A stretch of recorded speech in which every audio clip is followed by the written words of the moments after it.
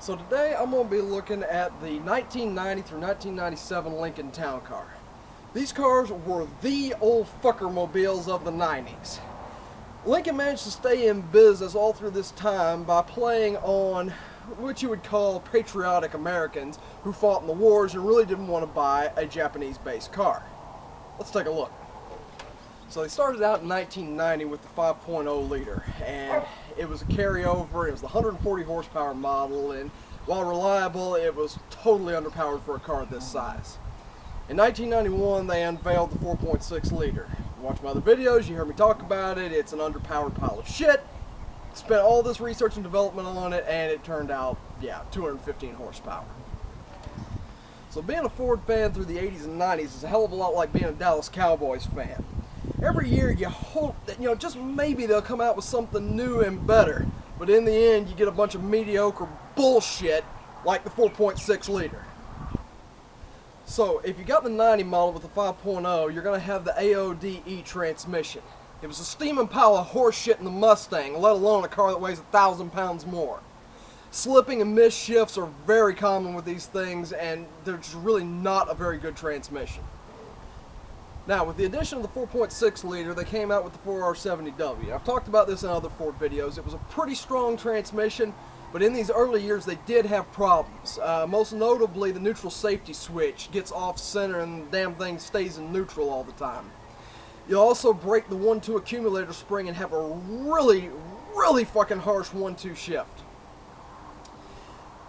Another big area on these transmissions is what they call the rumble strip effect. And it happens between, second and third or the third and fourth shift, and it honestly feels like you ran over a rumble strip. You'll understand it when it happens. The fix for it is to flush and fill with the insanely expensive Mercon 5. So yeah, prepare to whip out your pocketbook on that one. So you can't talk about Lincoln unless you talk about the fucking horrible air suspension. It's terrible design by them. It's a rubber bag that cracks, and when that happens, the ass end drags like a dog that just took a shit and now he's making his way across your carpet. So once the air suspension blows on it, the ride is going to feel something like going to prison and having your hands duct taped to your ankles. Your ass is going to bleed going down a bumpy road. So the last thing to talk about on the suspension wise on this car is the fact that these cars are horrible in the rain.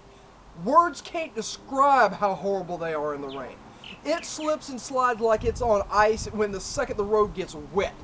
Any bit of moisture and the car slips and slides. It's a big thing. It can be a deal breaker for a lot of people. So now we're going to look at the inside. It's Lincoln's pinnacle luxury. Wait a minute. What is that goddamn dinging? Oh, I must have left the key in the car. That's what it is. Oh God. It won't stop! No! Yeah, it's a pretty common problem with Fords. The fucking switch goes bad and it won't stop dinging. Oh, here's another fun one. You don't even need the key to start it. Anti-theft feature. Real good. So yeah, we gotta go to the passenger side so that fucking dinging won't ruin the video. So we sit down in here and we find a fairly nice interior, but one of your big problems is always going to be your climate control. Now this one ain't too bad, but normally these buttons crack and crumble real easy. On top of that, the blend doors can give issues on these cars, and you'll be left sweating your ass off in the middle of summer because the fucking heat won't go off. So the last big problem you're going to find are the windows. 9 times out of 10, they ain't gonna roll down at all, and they're a rat fucking bastard to change. You don't just change the motor, there's a whole hanger assembly that's gotta come out. Ain't gonna be cheap to fix either. I think the motors themselves run 150 bucks. So now let's talk about one of the most useless fucking luxury items I've ever seen. It's the automatic trunk lid sucker downer. These motherfuckers are always broke, and they're always broke for the same damn reason. You go to the grocery store and the dipshit package out boy slams the trunk. You tell him not to, but he's gonna do it anyway.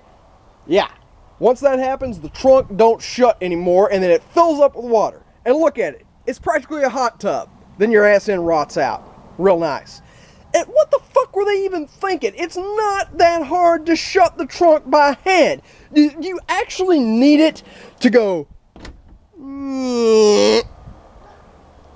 It's the stupidest thing I've ever seen.